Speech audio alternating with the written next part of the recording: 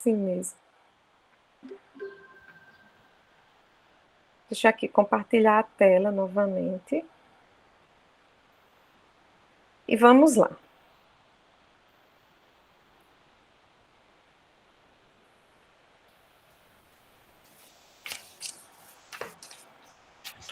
Pronto, deixa eu só expandir aqui a tela.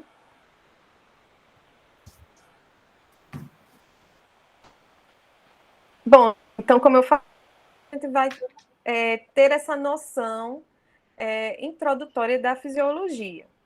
Lembrando que a fisiologia, ela, pela própria etimologia da palavra, ela estuda, né, o funcionamento do corpo, ou até mesmo de um sistema, ou de um órgão, certo? Ou de uma célula.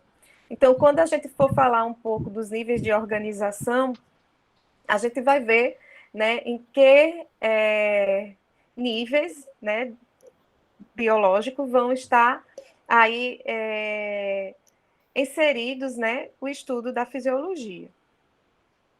Então, por definição, aqui a proposta por Guyton, é a ciência que busca explicar, né, os mecanismos físicos, químicos, responsáveis pela origem, pelo desenvolvimento e pela progressão da vida, certo? Então, é essa a definição proposta por Guyton. Existem outras definições, né, como tratar a fisiologia como a área do conhecimento da natureza, ou seja, é a ciência que estuda o conhecimento da natureza, né, etimologicamente falando, e aí vai depender de que objeto de estudo eu quero tratar. Como eu falei, né, pode ser uma célula, que eu posso estudar a fisiologia da célula, a fisiologia até de outras formas de vida, certo? Bem, então a fisiologia ela vai estar dividida em fisiologia virótica, né, que vai tratar justamente o funcionamento desse grupo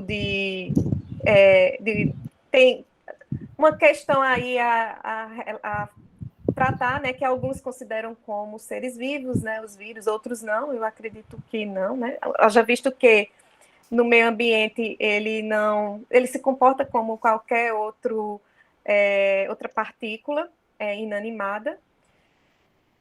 Nós temos a fisiologia bacteriana, que vai tratar do funcionamento aí das bactérias, lembrando que o seu universo se resume a uma única célula.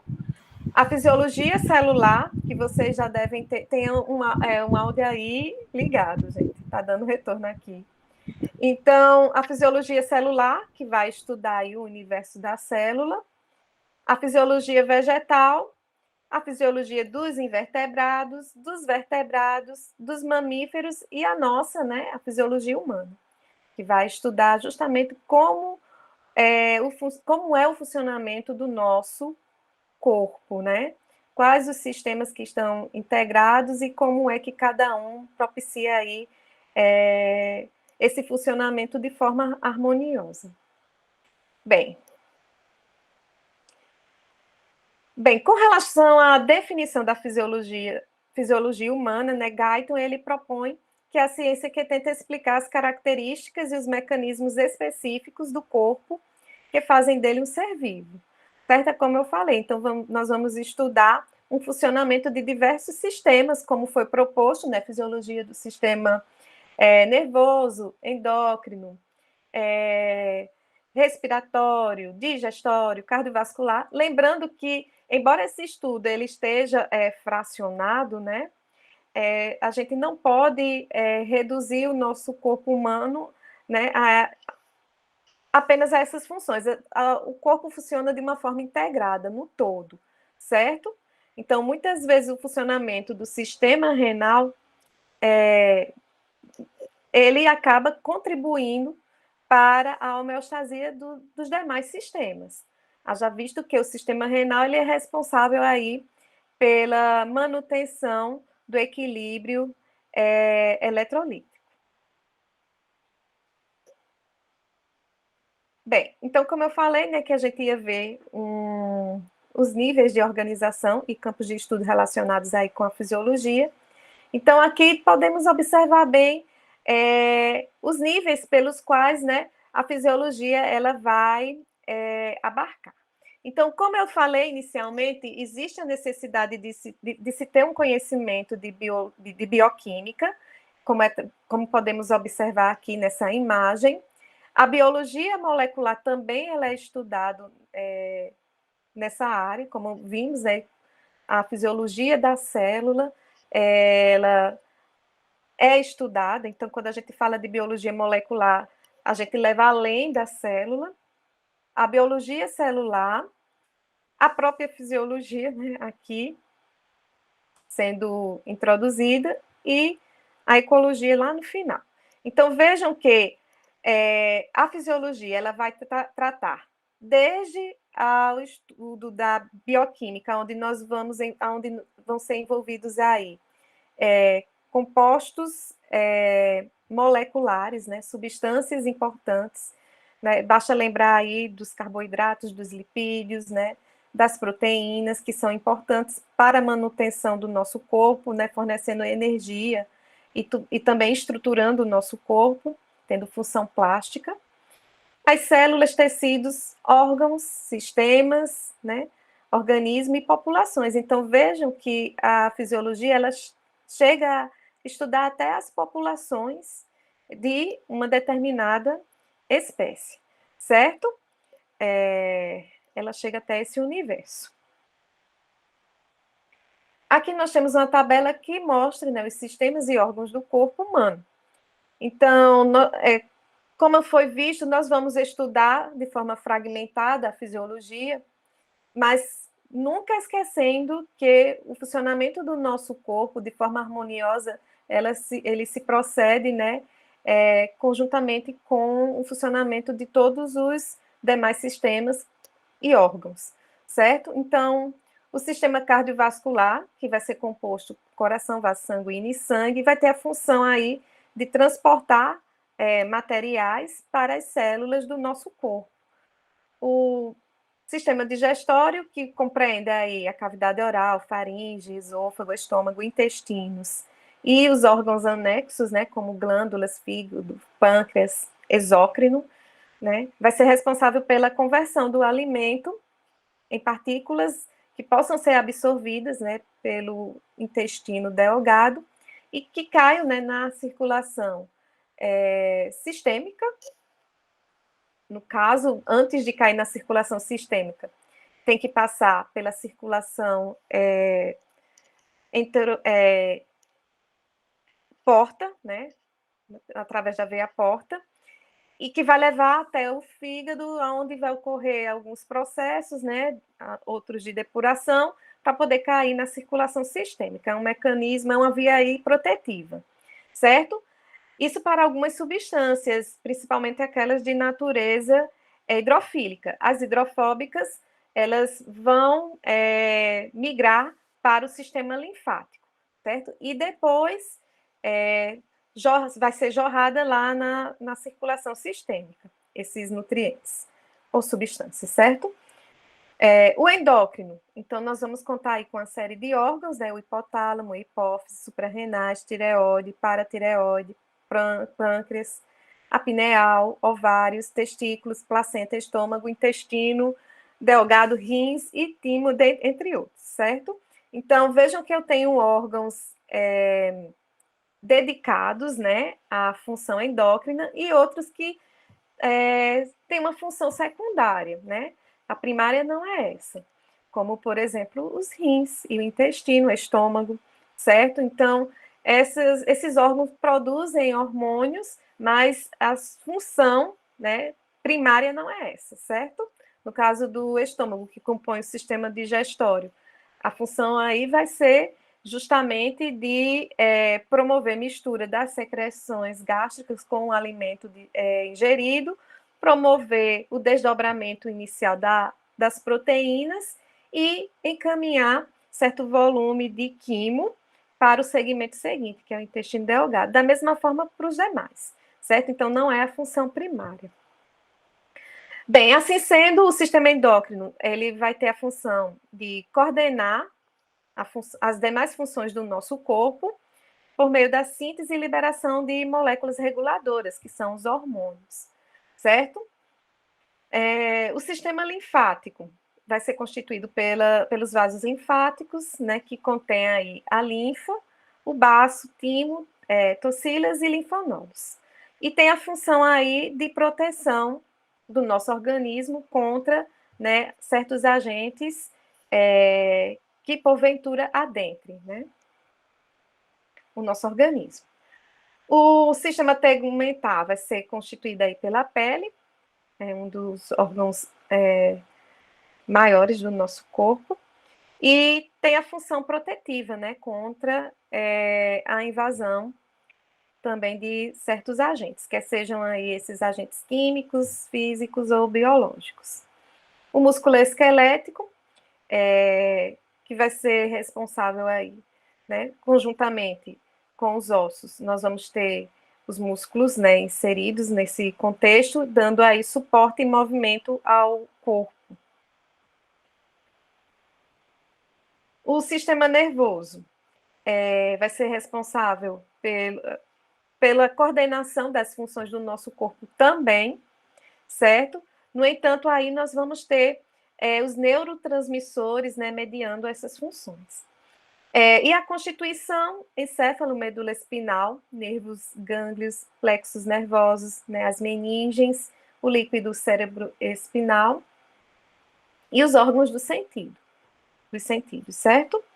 O genital, e aí nós temos o sistema genital feminino e masculino, que ambos visam, né, a perpetuação da espécie.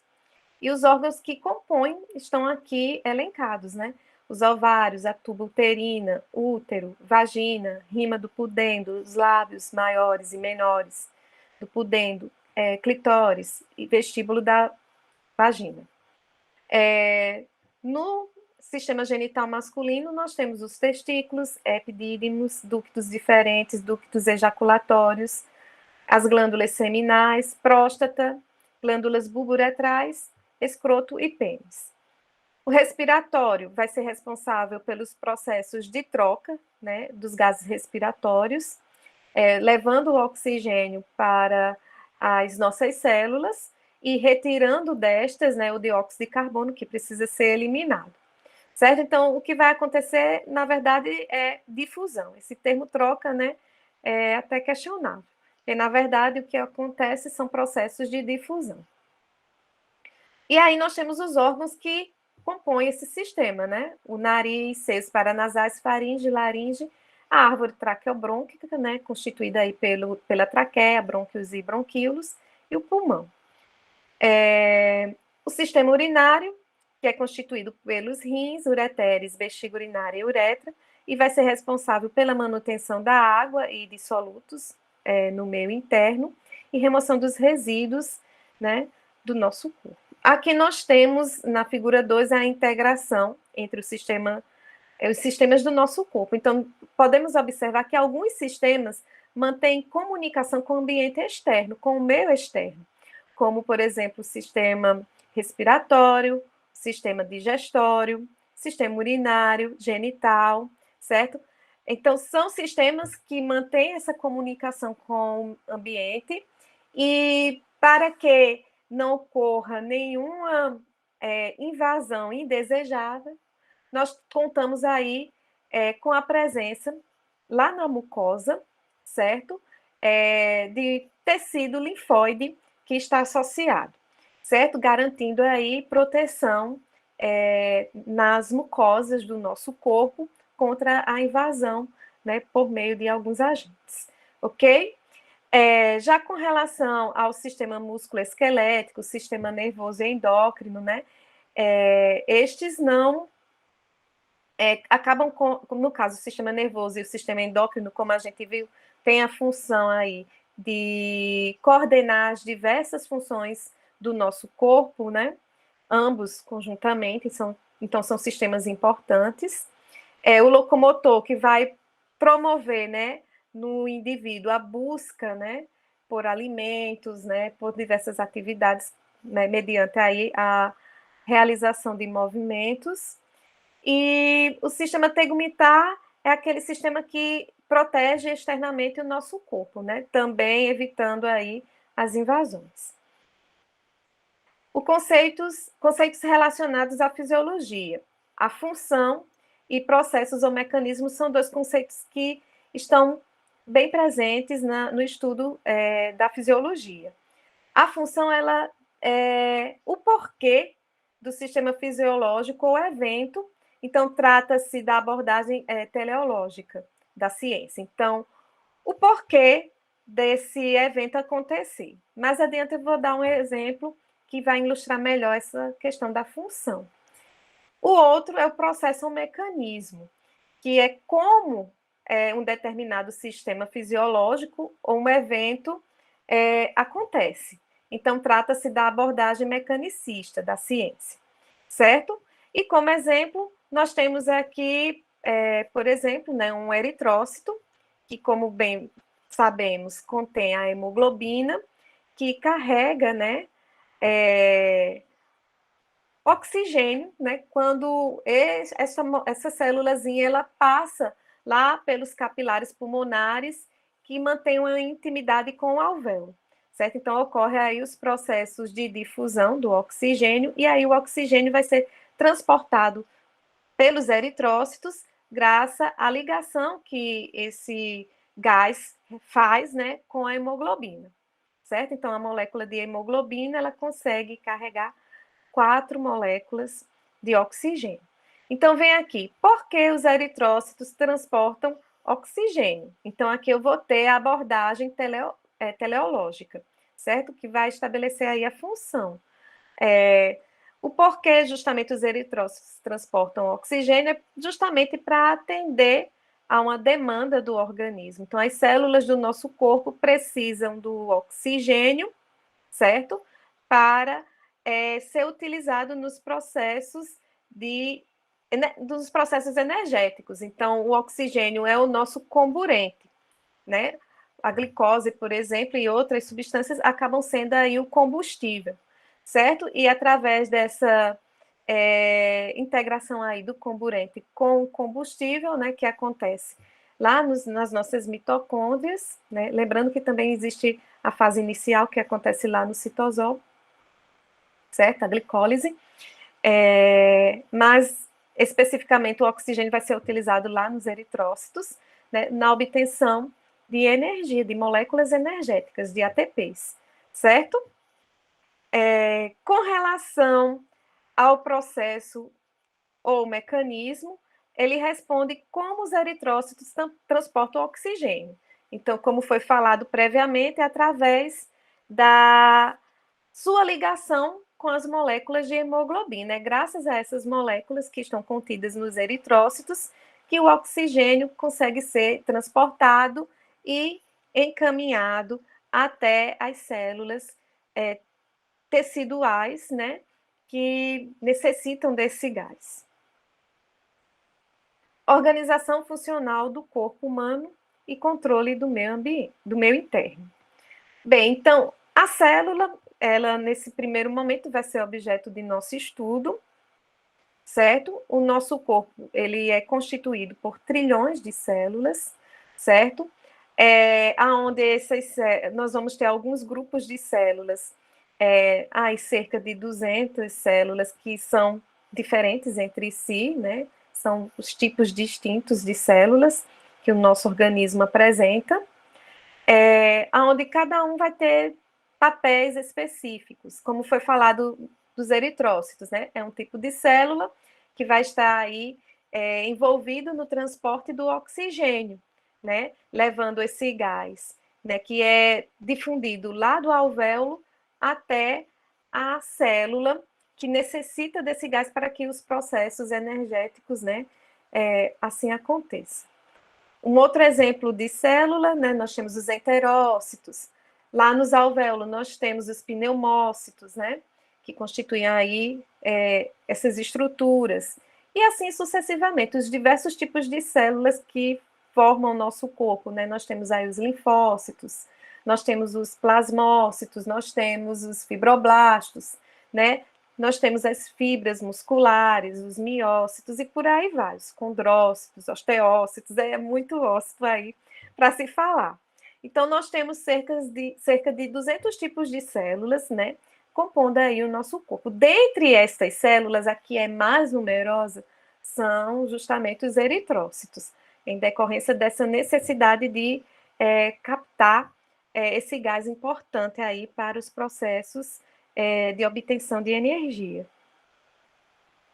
Bem, então a célula ela é a unidade viva básica do organismo. A gente diz que é a unidade morfofisiológica, né? Ela vai dar forma ao nosso corpo e ela é responsável também pelo funcionamento harmonioso, certo? Do nosso corpo. O corpo humano ele vai ser formado por cerca de 100 trilhões de células, né? Como eu falei, desses 100 trilhões, apenas 200, nós vamos ter 200 tipos de células. O que vai predominar mesmo são os eritrócitos, é o tipo de célula que é mais numeroso no nosso organismo.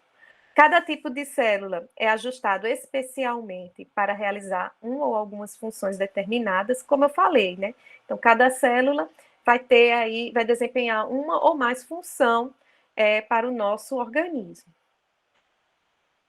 Todas as células têm certas características básicas em comum, ou seja, algumas as células vão apresentar núcleo, vão apresentar as mitocôndrias, vão ter certas organelas.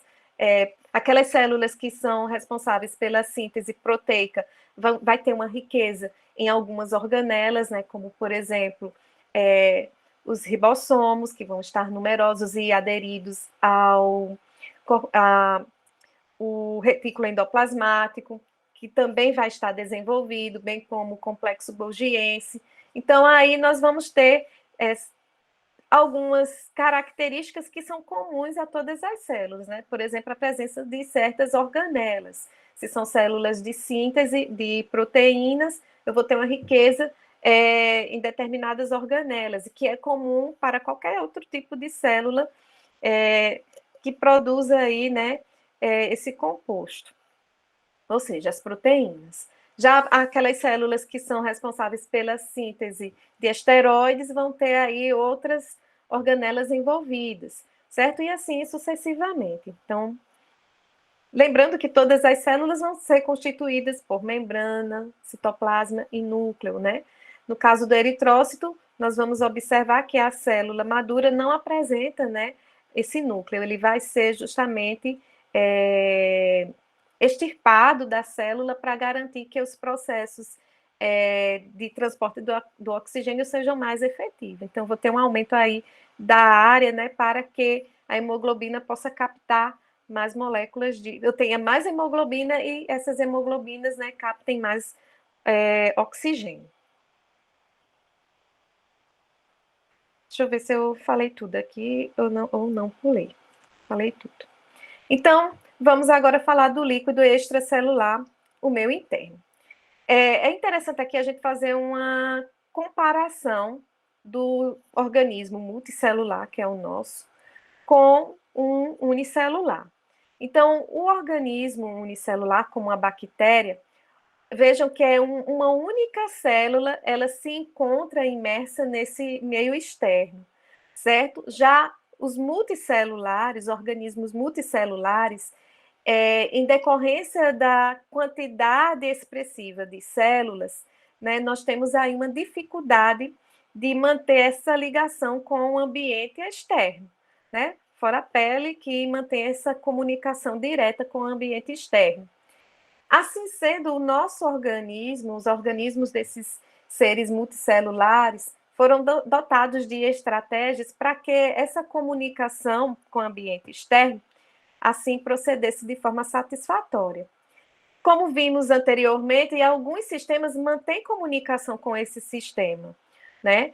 Justamente para prover o organismo de oxigênio e retirada de dióxido de carbono, eliminar, né, os excretas resultantes aí do metabolismo, né, no caso do sistema urinário, prover ao organismo nutrientes, e aí nós temos o sistema digestório, mas para isso esse alimento ele precisa ser convertido de tal forma que os nutrientes, no caso, micronutrientes e macronutrientes, possam ser disponibilizados para as células. As células precisam das formas monoméricas menores para que possam ser utilizadas. Então, esse sistema ele vai ser dotado de enzimas proteolíticas, lipolíticas, né, dentre outras, enfim, enzimas hidrolíticas que vão degradar, né, vão atuar sobre esses alimentos, fazendo com que esses nutrientes, nas suas formas elementares, estejam disponíveis para que os enterócitos possam, assim, absorver, certo? Então, existe toda essa organização do sistema digestório justamente para que essas formas estejam prontas para que as células lá do intestino delgado possam absorvê-las. E aí cai na corrente sanguínea para ser distribuída, né? Como eu disse, né? A gente fala assim, ou sistema sanguíneo ou linfático, certo? Então, cai na circulação sanguínea ou linfática justamente para garantir o abastecimento das nossas células desses micro e macronutrientes. Quando eu falo de micronutrientes, eu falo dos eletrólitos, de vitaminas, daquelas substâncias que a gente precisa em uma pequena quantidade, certo? Bem, então, assim sendo, nós temos também esse líquido extracelular que encontra-se, né, aí em contato com esse, que corresponde aí ao meio interno, certo?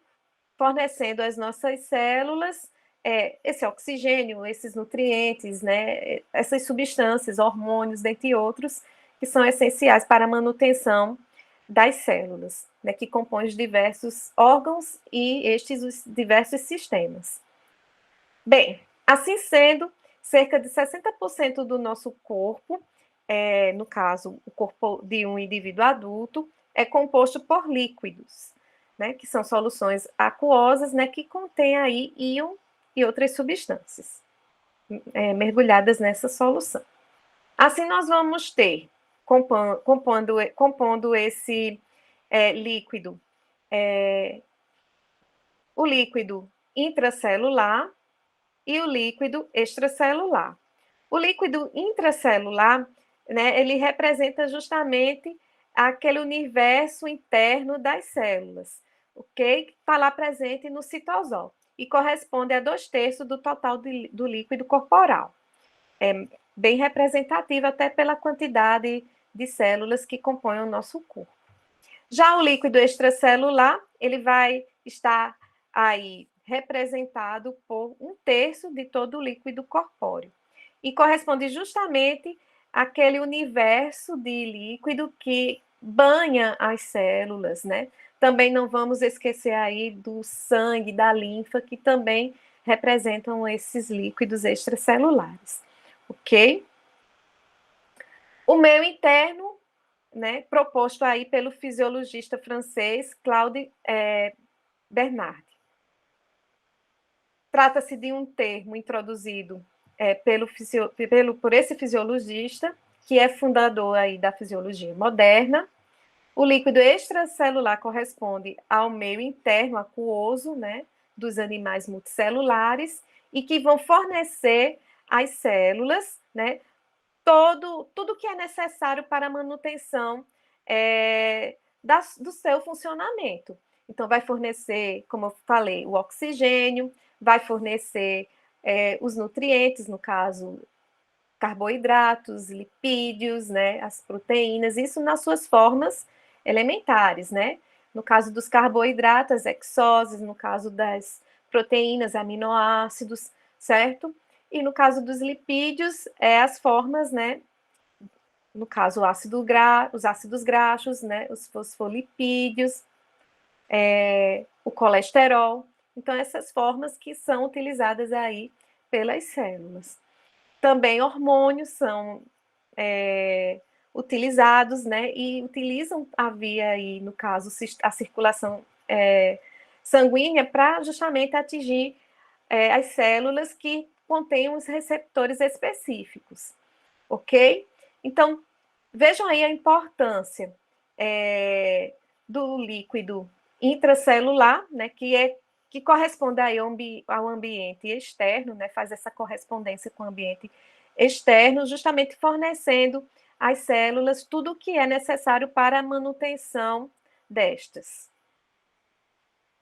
Esse meio ele é relativamente estável, permitindo às células viver e executar suas funções. Então, pouca variação acontece nesse ambiente. E quando isso acontece, né, nós temos aí a instalação de certas patologias, certo? Então, é isso que vai garantir um ambiente homeostático, né? Ou seja, esse meio externo, né, estável, vai garantir a estabilidade também desse meio interno, né? Representado aí como meio intracelular. Esse meio está em movimento constante no organismo, haja vista essa dinâmica que existe, né, de sempre o organismo fornecendo oxigênios. Durante o período digestivo, é ofertado os nutrientes que serão absorvidos. Estes, alguns, serão armazenados no fígado, nos músculos, né, para que... E até mesmo em outras células, como os adipócitos. E aí, quando as células requisitarem, né, estes depósitos, eles vão conceder, né, esses nutrientes, ok? Então, esse meio ele está em constante movimento, ele é dinâmico, ele não é estático. A regulação entre os meios internos e externos. Então, aqui nós temos uma representação desses dois meios, certo? Então, aqui nós temos o líquido intracelular, presente na maioria das células, com exceção, né, dos adipócitos, que contém aí um líquido intracelular bem reduzido, ok? E aqui nós temos o meio externo do corpo, que mantém comunicação, vejam que, né, com esse ambiente aí do líquido extracelular, lembrando que eu vou ter aí alguns sistemas que vão ser importantes para o estabelecimento da homeostasia aqui do líquido extracelular, que acaba refletindo também na harmonia aqui do líquido intracelular, certo? Então, aqui nós temos as células que vão realizar essas trocas. Lá no sistema respiratório, contamos, né, com os alvéolos, que vão estabelecer aí essas trocas. No sistema digestório, nós contamos aí com os eritrócitos absortivos, e assim sucessivamente. Então, eu vou ter aí células que vão permitir esse intercâmbio, né? Garantindo que esse líquido extracelular esteja, né, aí rico em substâncias que serão importantes, né, para a manutenção da homeostasia aí das células que compõem o nosso corpo. Bem, então aqui nós temos as diferenças entre o líquido extracelular e intracelular, né? Aqui nós temos uma célula representando né, esse universo intracelular, onde nós temos esse líquido contido aí no citosol, e aqui nós temos o líquido extracelular, presente, por exemplo, na região intersticial, ok? Dessa célula, no entorno dessa célula. Então, o que podemos observar aqui?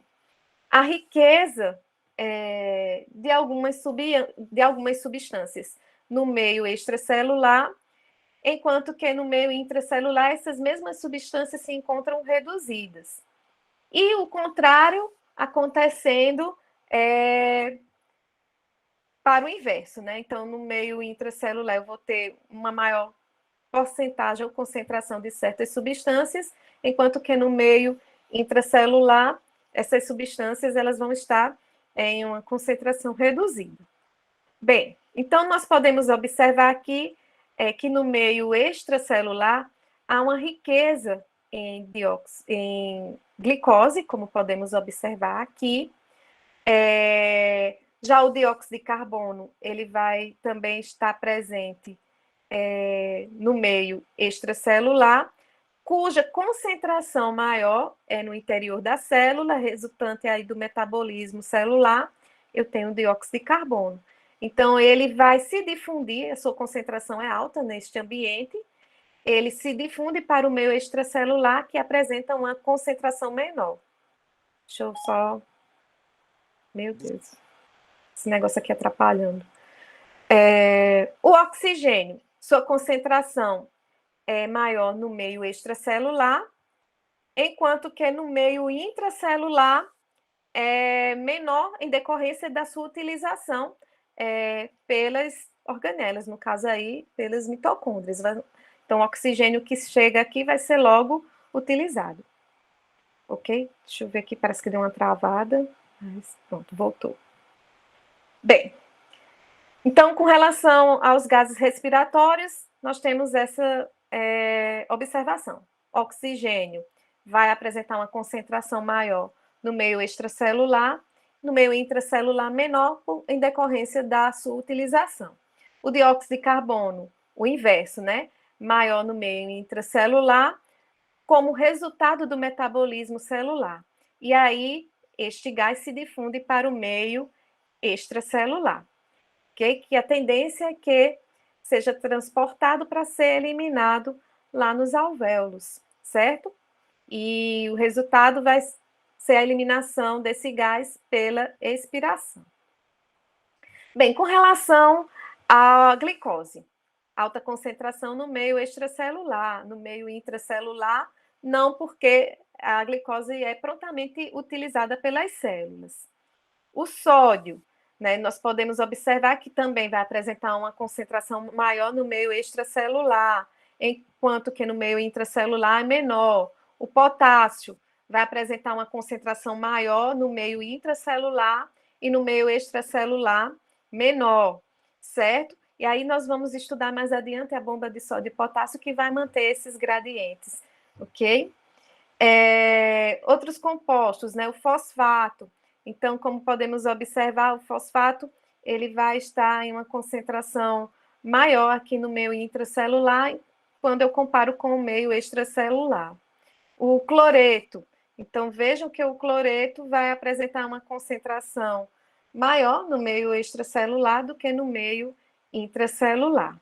E os aminoácidos e ácidos graxos, maior concentração no meio extracelular do que no meio intracelular, porque eles vão ser utilizados pela célula. Ok? Então, é essa a observação. Tudo aquilo que vai ser observado, que vai ser utilizado pela célula, ele vai se encontrar reduzido no meio intracelular e em abundância no meio extracelular, como resultado da sua utilização, certo? Deixa eu ver se tem mais alguma substância que eu não falei. O magnésio, né? Ele vai, como podemos observar, é mais abundante no meio intracelular do que no meio extracelular. Homeostase. Esse termo ele foi definido, né? Foi definido pelo fisiologista norte-americano Walter Camon, certo?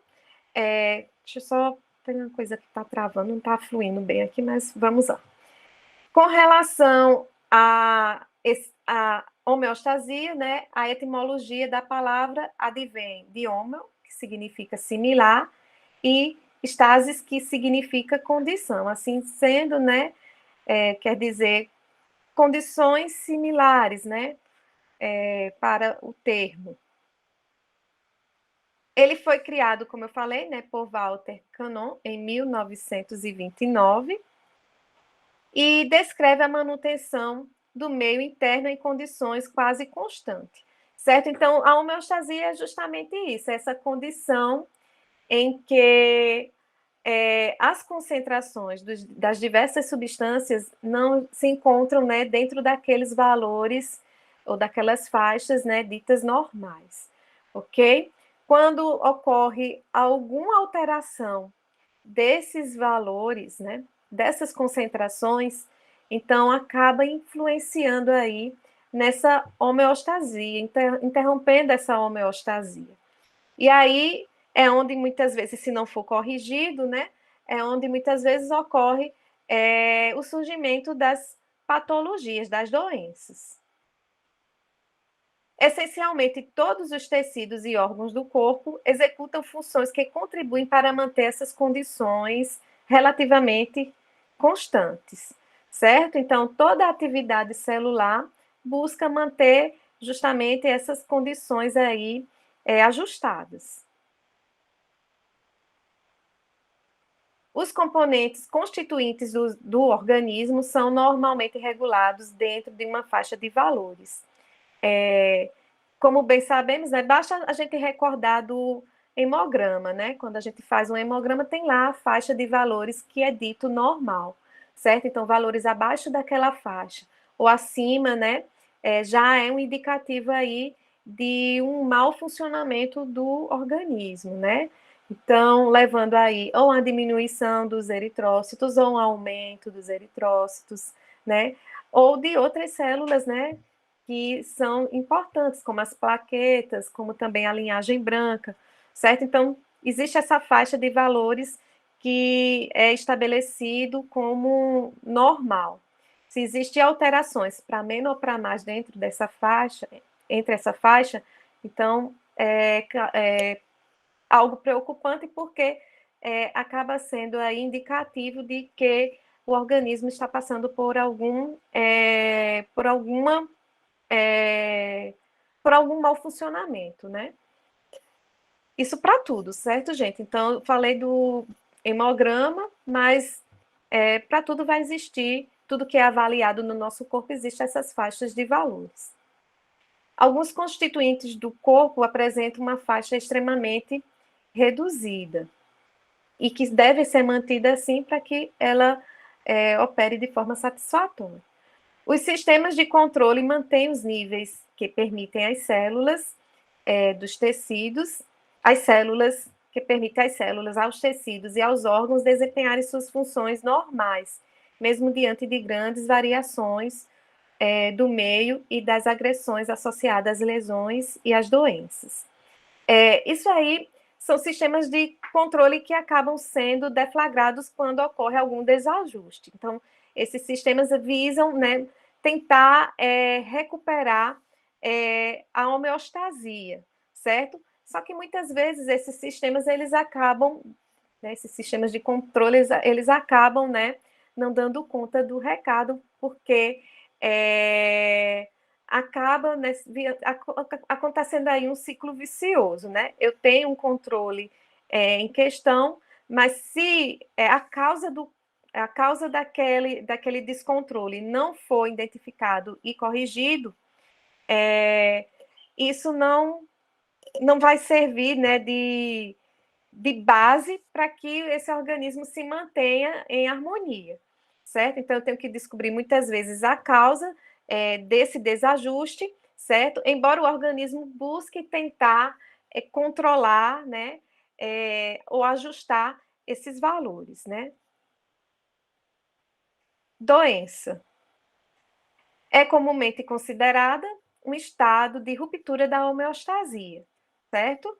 E a fisiopatologia, ela procura explicar como vários processos fisiológicos são alterados em doenças e lesões. Então, a fisiologia vai estudar o funcionamento do organismo em condições normais, certo? E a fisiopatologia vai estudar justamente como é que aquela determinada patologia surgiu. Então, quais são os mecanismos e que permitiram o surgimento dessa doença em curso.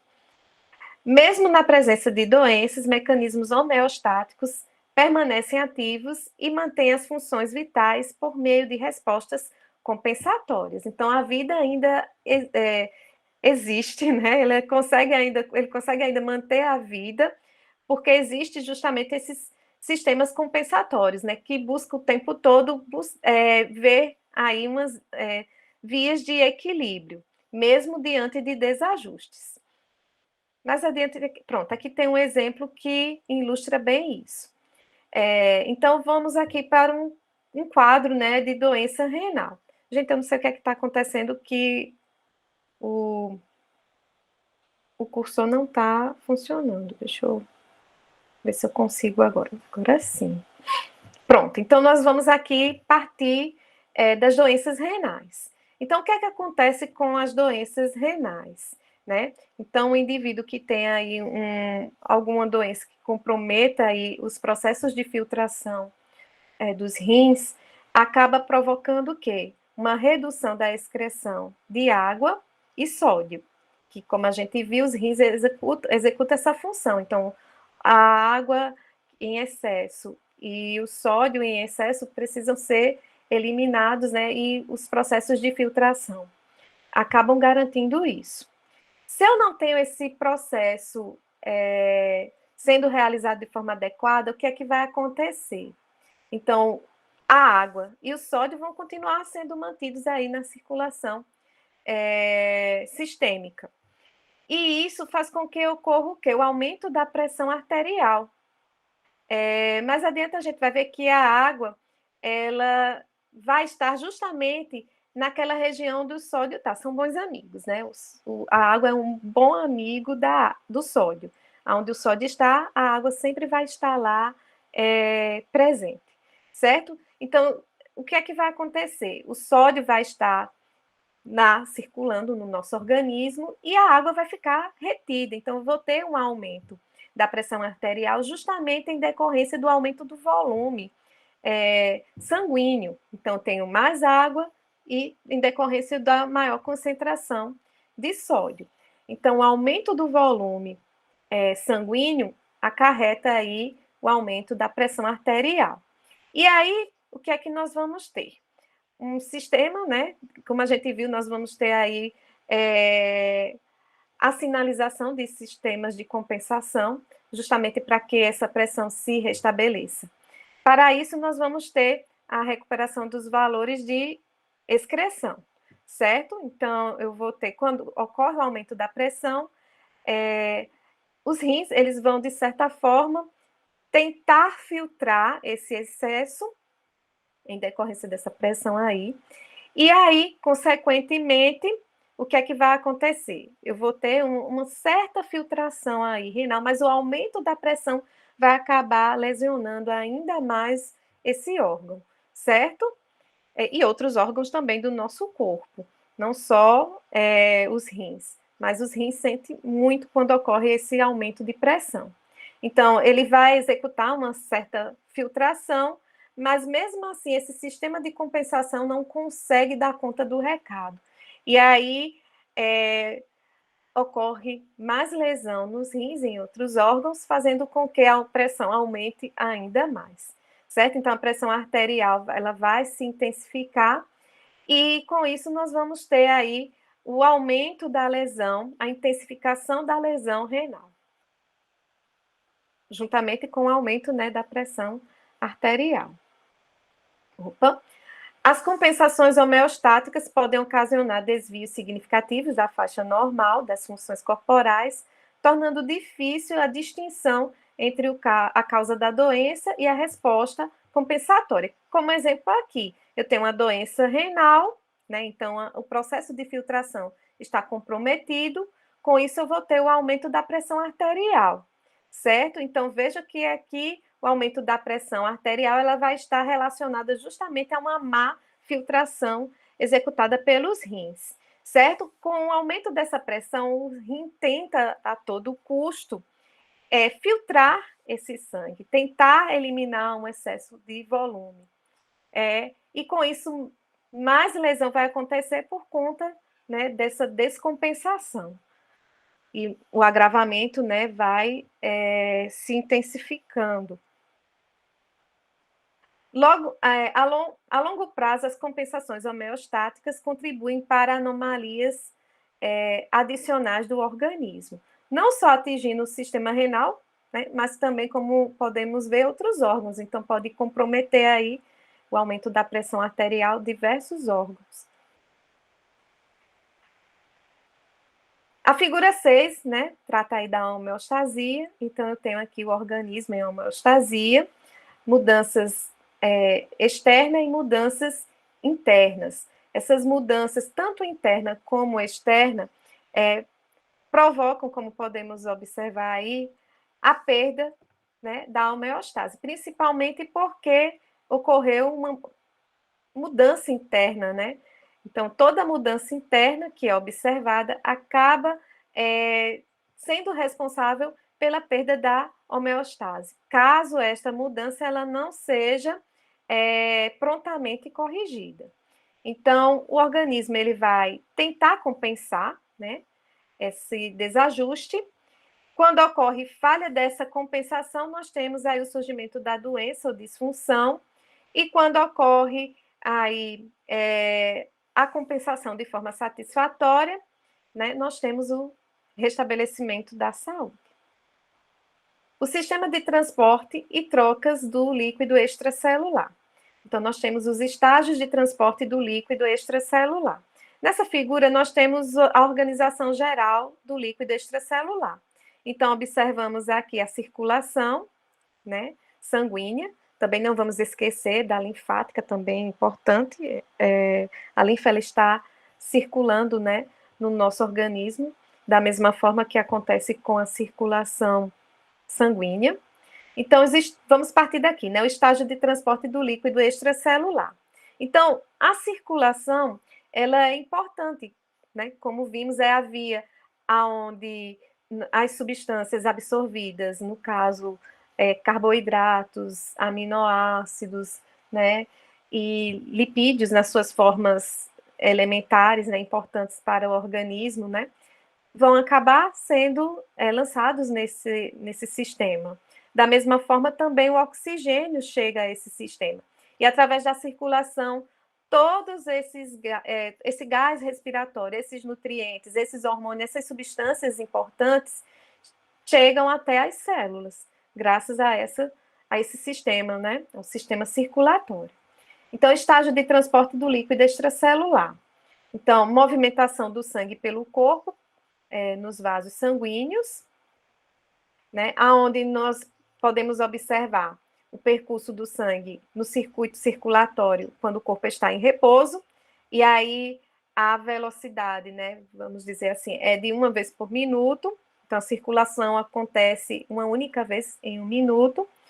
O percurso do sangue em um circuito circulatório, quando o corpo está moderadamente ativo, um exemplo, quando o indivíduo está lá praticando exercício físico, então nós vamos ter o aumento aí do fluxo sanguíneo em decorrência da atividade de bombeamento do coração, certo? Então, a força propulsiva, né, a força de bombeamento do coração aumenta e, consequentemente, o fluxo sanguíneo também, certo? Então, aí nós vamos ter o aumento 6 vezes, né? Então, o circuito aí, quantas vezes, né, por minuto esse circuito ele vai operar?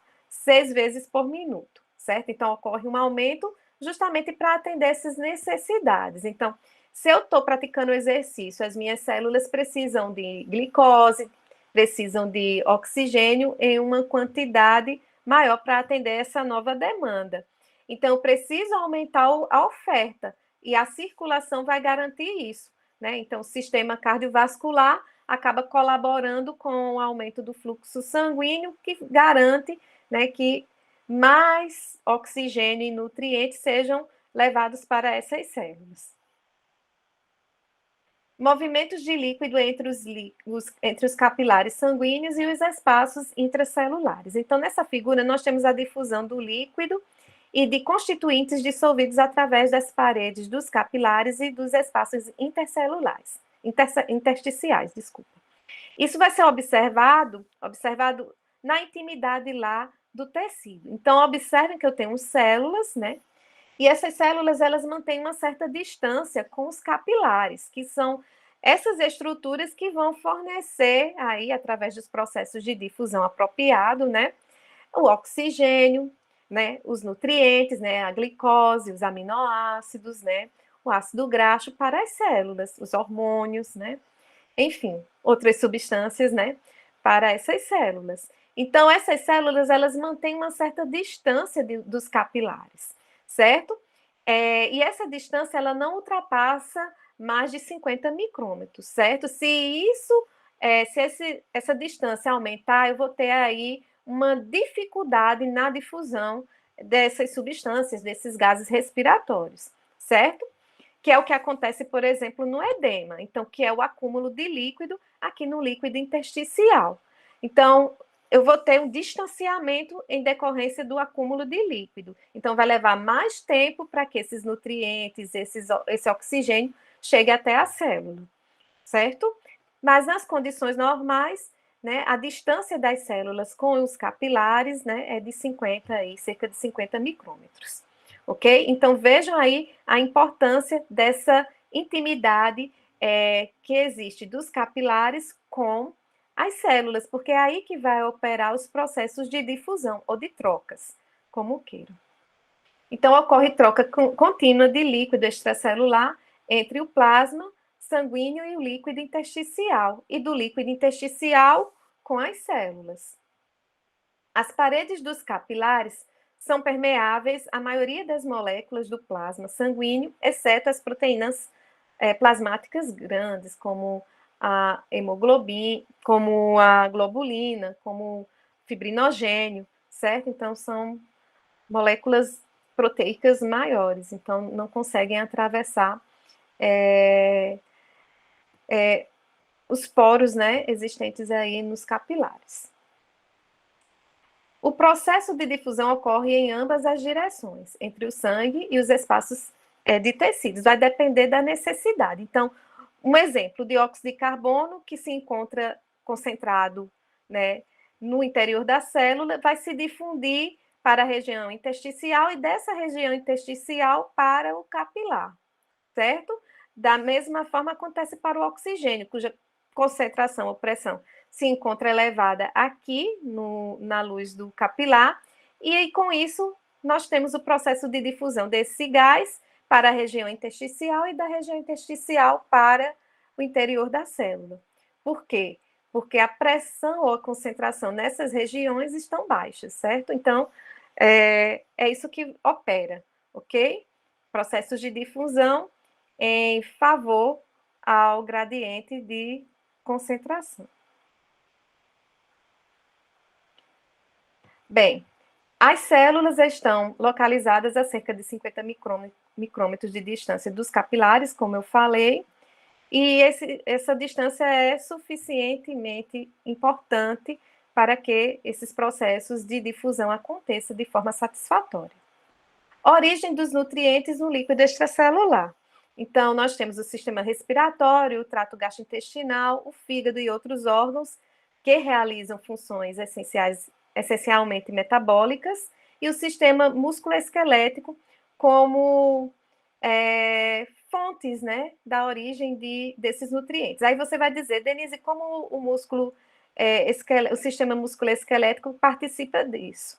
Através da busca do alimento. Então, o indivíduo precisa se deslocar até a fonte do alimento para que ele possa, assim, ingerir esse alimento. Certo? Aqui, com relação ao sistema respiratório, lembrem lá do dióxido de carbono e do oxigênio. Nossas células precisam do oxigênio e precisam eliminar o dióxido de carbono. O trato gastrointestinal vai fornecer hexoses, ácidos graxos, aminoácidos, colesterol, né? Fosfolipídios para as células, que necessitam para as funções metabólicas, quer sejam estas energéticas ou quer sejam estas plásticas. E o fígado também vai ter essa função, haja visto que o fígado consegue armazenar aí algumas substâncias, por exemplo, o glicogênio é armazenado aí, certo? Entre outras substâncias, ok? E depois, quando o organismo precisa, o fígado disponibiliza esses nutrientes. Assim, eu coloquei aqui o adipócito, que também é uma célula que armazena, né, os triglicerídeos, né? Então, armazena aí energia na forma de triglicerídeos. Então, quando requisitado, vai existir uma conversão para que ácidos graxos, né, sejam liberados, bem como também colesterol e glicerol, né? Então, resultantes aí dessa conversão que vai acontecer. Remoção dos produtos finais do metabolismo. Então, os pulmões vai captar, né, vai recolher o dióxido de carbono. Os rins também vão ser responsáveis por esse processo de filtragem. Muitas substâncias serão eliminadas, certos excessos de eletrólitos também precisam ser eliminados, excesso de água, certo? O trato gastrointestinal, então, aquelas substâncias que não foram digeridas e nem absorvidas, elas serão eliminadas na forma de fezes. E o fígado também. Basta lembrar da bile, que é uma secreção produzida pelo fígado e que contém alguns produtos, né, que não são aproveitados, né, e precisam ser eliminados do metabolismo. Então, algumas substâncias tóxicas, o excesso de colesterol, certo? Enfim, diversas substâncias, né, serão eliminadas através do fígado, na forma de bile. Regulação das funções corporais, então nós temos o sistema nervoso e hormonal, como foi falado, eles vão estar relacionados aí na coordenação das diversas funções desempenhadas pelo nosso corpo. A proteção do corpo, então nós temos o sistema imune e o sistema tegumentar, garantindo essa proteção. O sistema imune, nós vamos ter aí o inato e o adaptativo, né, envolvidos aí nessa proteção do nosso corpo.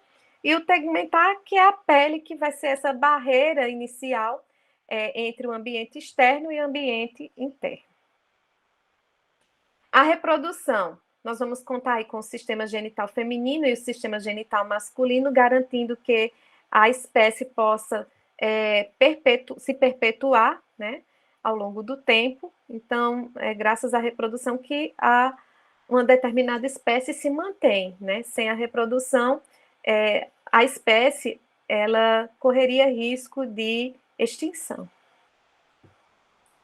Sistema de controle do corpo. Então, nós temos aqui alguns sistemas, né, que vão controlar o nosso corpo. Então, nós temos o controle genético, o controle que opera dentro dos órgãos, o controle das interrelações entre os tecidos, certo? Então, são essas as três formas de controle. Controle genético, lembrando lá do nosso material genético, lembrando da importância com relação às etapas de transcrição e tradução e manutenção desse, acaba sendo aí responsável por esse controle. Aqui, com relação aos controles que acontecem dentro dos órgãos, né, ou seja, eles buscam sempre ter um funcionamento harmonioso, né, e obedecem esses controles. Basta lembrar aí do funcionamento, por exemplo, do estômago, né? Então, quando algo perturba, nós vamos ter aí um má funcionamento que corresponde à má digestão, principalmente aí má digestão proteica, que é observada. Haja visto que o estômago ele é responsável pela digestão das proteínas, né, inicialmente. Então, é aí que acontece, em primeiro momento, né, o desdobramento das proteínas. Sim, aqui com relação a essa manutenção, sempre os órgãos devem manter essa interrelação. Então, basta lembrar aqui das interrelações que são observadas do estômago com o intestino. Então, sempre vai existir aí um controle. Então, só vai ser lançado certo volume de conteúdo para a região do intestino quando esse intestino ele estiver pronto para recebê-lo. E aí, quando o intestino está processando, né, desdobrando os nutrientes e absorvendo, né, o estômago ele não vai enviar, né, quimo para essa região, só no final do processo. Então, sempre vai ter essa interrelação para que o funcionamento aconteça, né, opere de forma satisfatória, certo? Então, vai ter esse controle aí. Então, o estômago controlando o esvaziamento aí gástrico, né, que acaba contribuindo para uma boa digestão lá no intestino. É só um exemplo, porque onde existem órgãos que mantenham essa correlação, então nós vamos ter aí diversos exemplos. Exemplos de mecanismos de controle. Então, aqui nós temos um fluxograma que vai mostrar bem como isso opera. Então, a regulação das concentrações de oxigênio e dióxido de carbono no líquido extracelular. Então, os pulmões, através da hematose, a hematose é a difusão dos gases respiratórios. Faz com que o oxigênio seja difundido para o interior dos eritrócitos, que, como a gente viu, contém a hemoglobina, né? Esse oxigênio se liga com a hemoglobina, fazendo com que ocorra, né, o aumento da concentração desse gás nesse ambiente, né, na circulação sanguínea. Na intimidade do tecido, né, o que é que nós vamos observar? Uma baixa concentração do oxigênio no líquido extracelular. Por isso que acontece esse processo de difusão, certo? A concentração do oxigênio vai estar baixa, por isso que ele se difunde, por isso que se associa ao eritrócito, né? A molécula que contém a molécula de hemoglobina. Já na intimidade do tecido, para que ocorra a liberação do oxigênio pela molécula de hemoglobina, tem que as concentrações desse gás também estarem baixas nesse ambiente, certo? E assim eu vou ter a transferência do oxigênio para as células teciduais, certo? Liberando oxigênio da hemoglobina, onde o oxigênio vai se difundir do líquido extracelular para atender as necessidades do tecido, que também apresenta uma concentração baixa. Então, lembre-se que o processo de difusão opera nesse sentido, né? Então, vai se difundir do meio do meio mais concentrado para o meio menos concentrado, essas moléculas. Então, a função de tamponamento do oxigênio pela hemoglobina acaba contribuindo aí que esse oxigênio, né, chegue até os tecidos. Aqui já é o contrário. Quando ocorre o aumento da concentração do CO2 no líquido extracelular, quimiorreceptores vão captar essa informação, né? Esses quimiorreceptores, eles vão estar... Nós temos quimiorreceptores localizados na periferia, ou seja, são quimiorreceptores periféricos, distribuídos aí em pontos estratégicos, em artérias de interesse nosso, como, por exemplo, nós vamos ter a localização de quimiorreceptores periféricos na aorta e também na carótida, certo? E lá no encéfalo também nós vamos ter, mas nesse caso são quimiorreceptores centrais, certo? E aí vai ocorrer a identificação, né, por meio desses quimiorreceptores, que a pressão do dióxido de carbono está alta. E aí, para que esse gás seja eliminado, vai ocorrer o aumento da ventilação. Com o aumento da ventilação, eu vou ter a remoção mais rápida do dióxido de carbono, do líquido extracelular, fazendo com que esse gás diminua, né, tenha sua concentração diminuída aí no líquido extracelular, normalizando aí a sua concentração. É isso que acaba acontecendo, né, de ajuste. Regulação da pressão sanguínea arterial, né, nós temos aí o sistema baroreceptor. Então, o aumento da pressão arterial vai ser detectada pelos seios carotídeos e pelo seio aórtico, que estão localizados, né, no arco da aorta. Esses baroreceptores detectam esse aumento da pressão, fazendo com que isso aconteça, né, mediante a estimulação promovida pelo estiramento da parede arterial. Então, é esse o gatilho para que esses sensores, né, esses baroreceptores, levem a informação, transmitem a informação nervosa, né, até o tronco cerebral, lá na região do bulbo. Com isso, nós vamos ter a redução do número de impulsos que serão transmitidos para o centro vasomotor, por meio do sistema nervoso autônomo simpático. E assim, nós vamos ter a redução da atividade de bombeamento do coração, certo?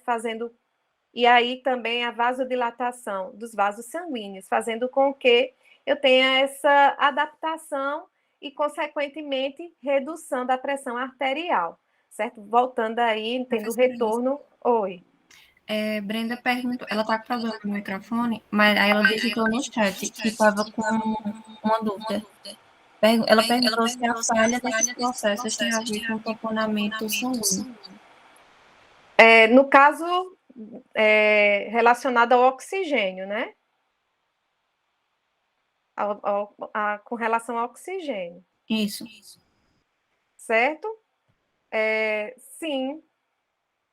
Mas existe, como nós temos a molécula de hemoglobina que garante esse controle, certo?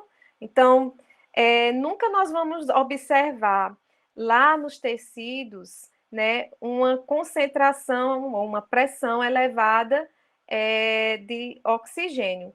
Tanto é que a pressão parcial encontrada lá é em torno aí de, né, não pode ultrapassar, em torno aí de 40, né, mais ou menos 40, 45, 40, certo? Só na atividade física nós vamos ter uma redução para 35 milímetros de mercúrio, isso para o oxigênio, certo? Para garantir justamente que mais moléculas, mais oxigênio sejam captadas por essas células, certo? Porque é justamente essas variações de pressões, né, que vão estabelecer aí o quanto de oxigênio vão ser transferidos para a célula. Então, está relacionado a essa questão do tamponamento, certo? Mantendo esses valores apropriados, não abaixo de 40 milímetros de mercúrio para o oxigênio lá nos tecidos. Só nesse caso, quando o indivíduo está lá em atividade física, e também não aumenta mais do que isso, certo? Nem maior do que isso, então vai de 40 a 35, certo? Nem mais de 40 milímetros de mercúrio, nem tampouco abaixo de 35. Bem, aí voltando aqui, nós temos, né, como ocorre o restabelecimento da pressão.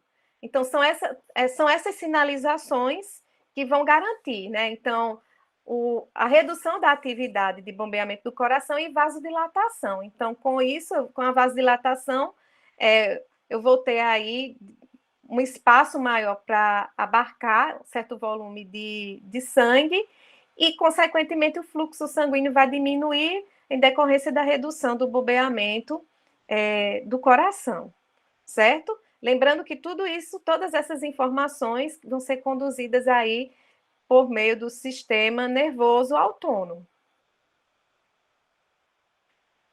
Bem, aqui já é o processo contrário. Então, quando eu tenho uma redução na pressão arterial, esses seios, né, os carótidos e o que estão contidos no arco da aorta, né, que contém os baroreceptores, não vão sofrer estiramento, né? E, consequentemente, não vão enviar, não vão transmitir o sinal lá para o tronco cerebral. Consequentemente, o que é que vai acontecer nessa região? Maior número de impulsos que serão transmitidos, né, do centro vasomotor por meio do sistema nervoso autônomo simpático, né, para os órgãos, né, no caso aí o coração, né, que vai aumentar o seu bombeamento, e os vasos sanguíneos que vão sofrer vasoconstrição, fazendo com que ocorra o aumento da pressão arterial e o retorno, né, ao valor normal. Controle por feedback negativo da pressão arterial pelos baroreceptores arteriais. Mais adiante, a gente vai falar um pouco sobre feedback negativo e feedback positivo, certo? Aqui é um fluxograma mostrando como é que se estabelece esse controle. Então, nós temos aqui o ponto de ajuste de referência, que é o bulbo raquidiano, né, que contém lá, lá a central de gerenciamento, que vai enviar impulsos nervosos por meio do sistema nervoso simpático até os vasos sanguíneos e o coração, que são os órgãos efetores. Então, eles podem, dependendo do que, no caso, dependendo do que se quer determinar, né, pode acontecer a vasoconstricção, a vasodilatação, ou aumento ou diminuição da força de bombeamento do coração, certo? E isso vai influenciar na pressão, como vimos, que vai ser a variável que vai ser controlada. E os sensores que encontramos, né, são os barorreceptores, que, como vimos, esses barorreceptores estão localizados lá nos seios carótidos e aórtico, certo? Então, é eles que vão enviar sinais, né, para o bulbo. Lembrando que negativo porque quando ocorre o estiramento, esses barorreceptores serão estimulados e enviam, né, sinais elétricos para essa região, ok? O contrário, quando tem a redução desse sinal, né? Então, aqui o bulbo ele vai prontamente regular essa função. Deu para entender o que é feedback negativo? Então, se uma variável ela está alta, né? Então, ela tende a ser reduzida em decorrência da atuação de um outro sistema de controle, certo? Mais adiante a gente vai falar bem. É o que acontece, por exemplo, lá na produção dos hormônios, que utiliza muito feedback negativo, feedback positivo também, certo? Basta lembrar do que acontece com a glicose. Quando a glicose está alta, está elevada na circulação sistêmica, a insulina ela vai ser liberada, certo? Fazendo com que essa variável, no caso a glicose, reduza a sua concentração. Quando ela reduz, a insulina também, né, não vai ser necessária para manter esse controle, né? Então, não vai ter aí a liberação de insulina. Isso é que a gente chama de feedback negativo. Faixas normais e características físicas do líquido extracelular. Então, aqui nós temos os valores. Gente, eu tenho que correr um pouquinho. Então, aqui nós temos os valores, né? Que são ditos normais, né? Então, a faixa de valor normal, o valor normal, né? A faixa que pode variar e está dentro da normalidade, e o limite aproximado não letal em curto prazo, certo? Então, oxigênio, o valor normal, 40 milímetros de mercúrio, a faixa de normalidade de 35 a 45, o dióxido de carbono, 45, a faixa normal também, semelhante ao oxigênio, o sódio, 142, aqui nós temos a faixa normal, o íon potássio, 4,2, vejam que a concentração aqui é baixa. Aqui nós temos a faixa normal. Os íons de cálcio também tem uma concentração baixa, né? Aqui a faixa de normalidade. O cloreto, o valor normal e a faixa. Íons de bicarbonato, 24. Isso tudo em milomol por litros. Né? Aqui, só aqui para os gases que vai ser medido em milímetros de mercúrio. A glicose, 90, né? A faixa 75 a 95. A temperatura, 37 graus, né? A faixa aí. Eu vou até ver se não houve um erro aqui, porque está 37 graus. E com relação a ácido base, né? Então, esse ambiente, o valor do pH é de 7,4, valor normal, mas a faixa aí que ainda pode estar dentro da normalidade, 7,3 e 7,5, certo? Aqui são os limites aproximado não letal em curto prazo, né? Se estender, né, nós podemos ter, essa variação pode levar aí à mortalidade do indivíduo. Características dos sistemas de controle, mecanismo de feedback negativo, que eu falei anteriormente, né?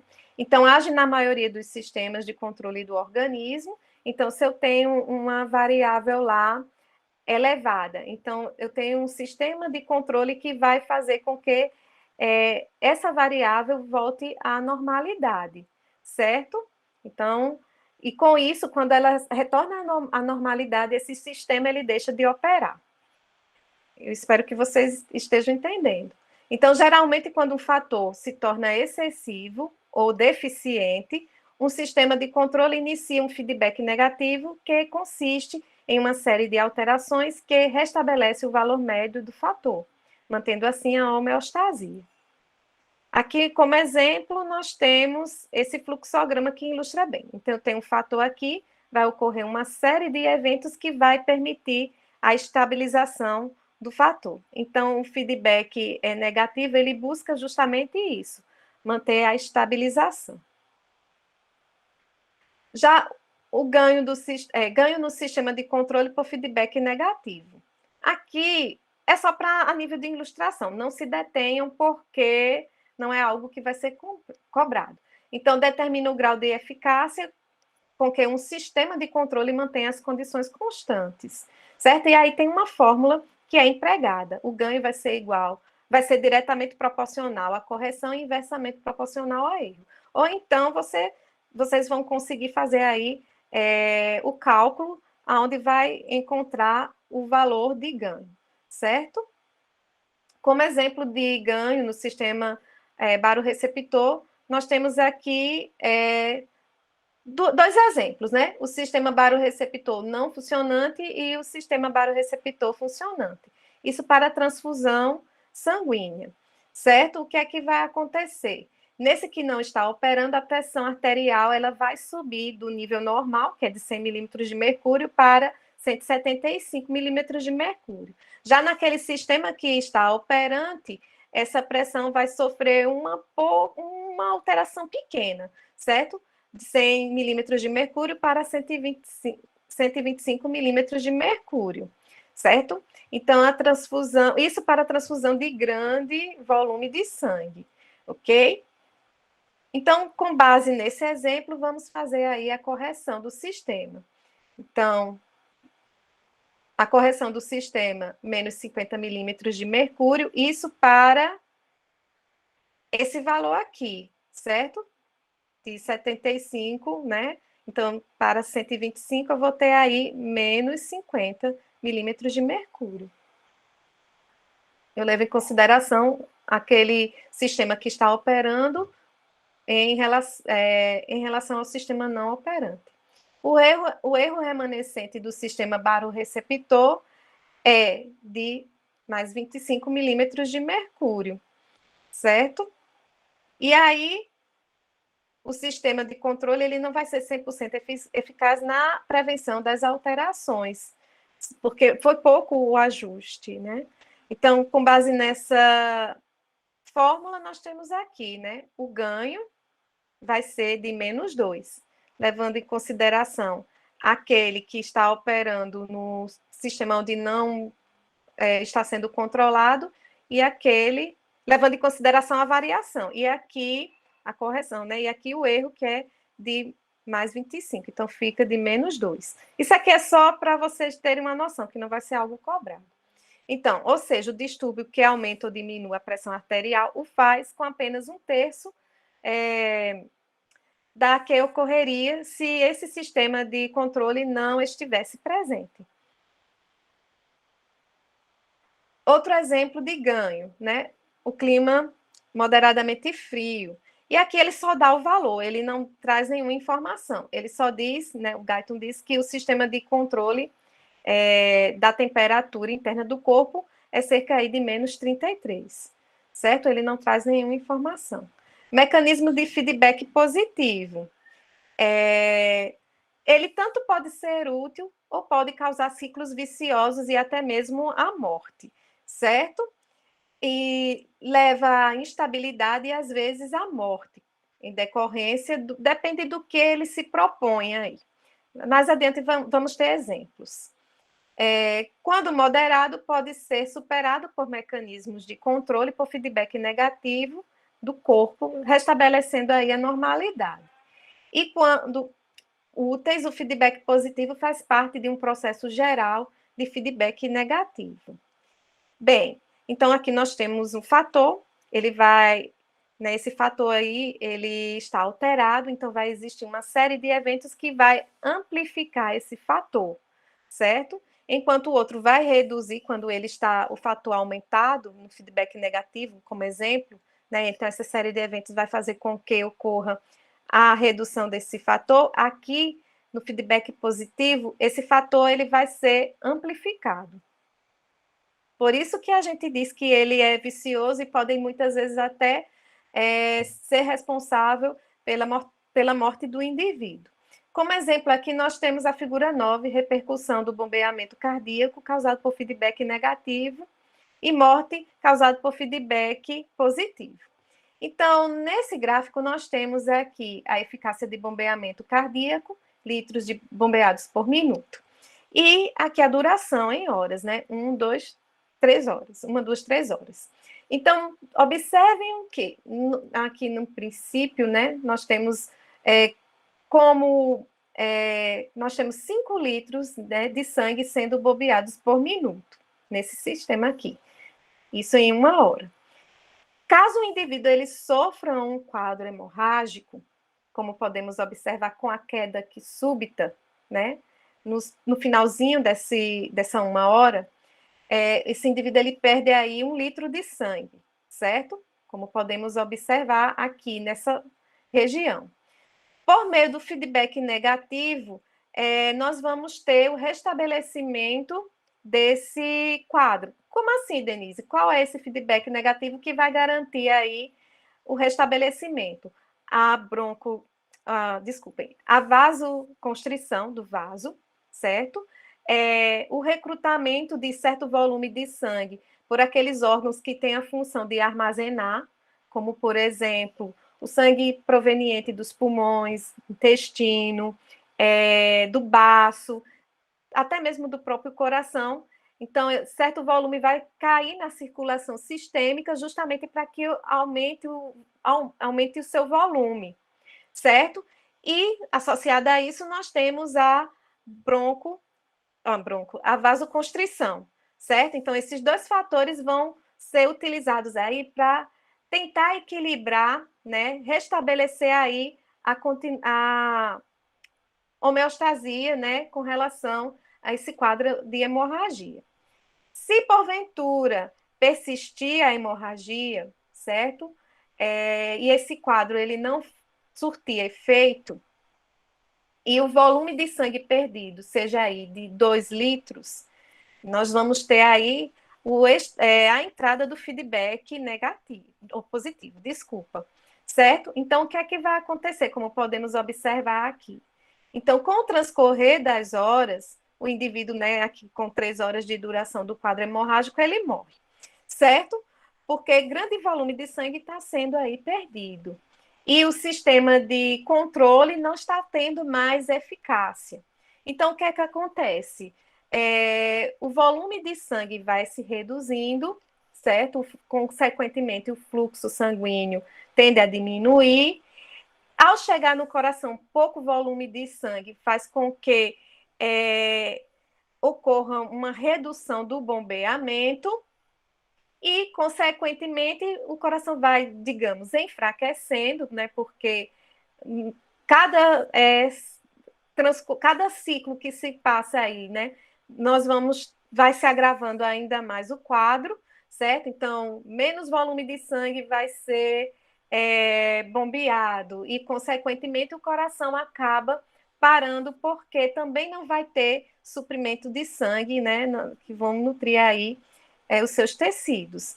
E com isso o indivíduo morre, certo? Então, veja que eu tenho uma amplificação aí do quadro. Cada vez mais, a cada bombeamento, vai ser menos reduzido aí, vai ser reduzido ainda mais o volume de sangue e o coração vai ficando cada vez mais fraco a cada circuito, né? E até culminar aí com a parada do coração por falta também de oxigênio e de nutrientes, né? Que são essenciais para o seu bombeamento. Bem, aqui nós temos exemplos de feedback que são positivos e úteis ao nosso corpo. A coagulação é um exemplo. Então, se eu faço uma lesão aqui no meu braço, os fatores, né, dado gatilho aí para os fatores de coagulação entrarem em ação, certo? E esses fatores de coagulação vão formar, como podemos observar, o coágulo.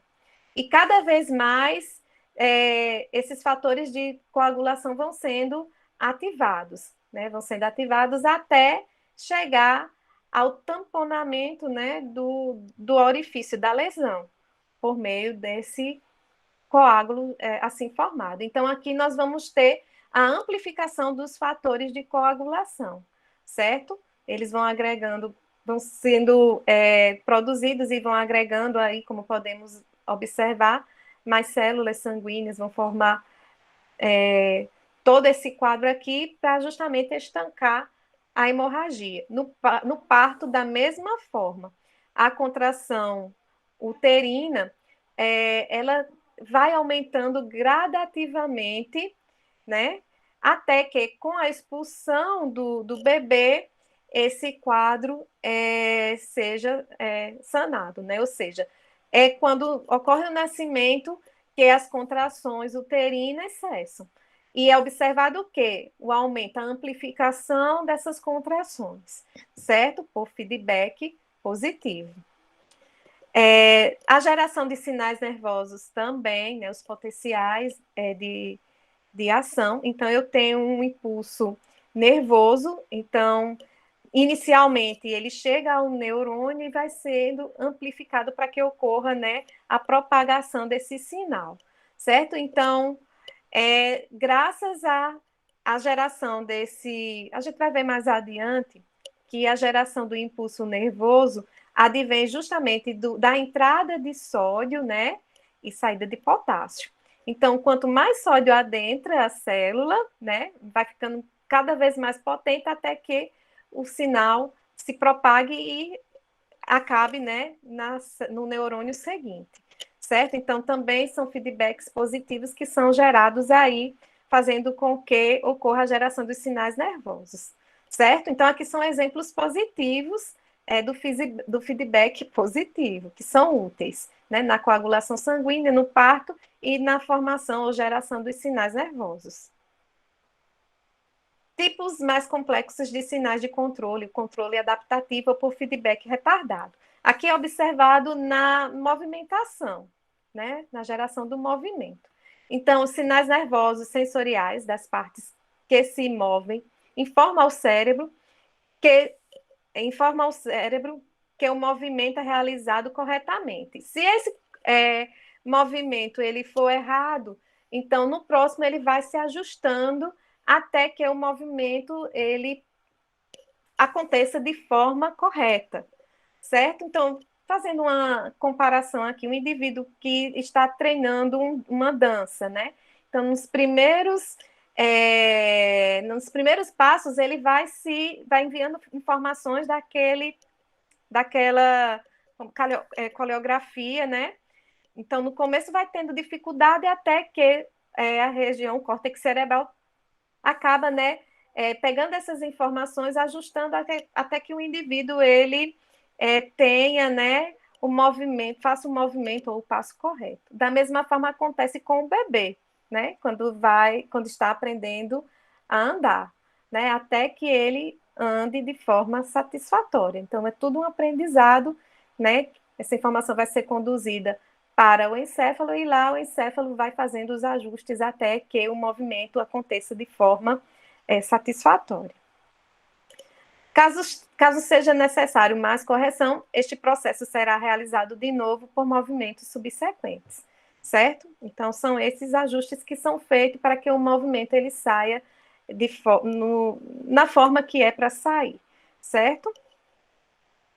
Bem, então essa primeira parte a gente conclui. Eu acho, gente, que não vai dar tempo de ver todo o conteúdo. Aí eu disponibilizo para vocês um vídeo, certo? Uma videoaula. Bem, então aqui são as fontes que foram utilizadas na construção desse material. Como eu disse, Guyton, sigam sempre Guyton, certo?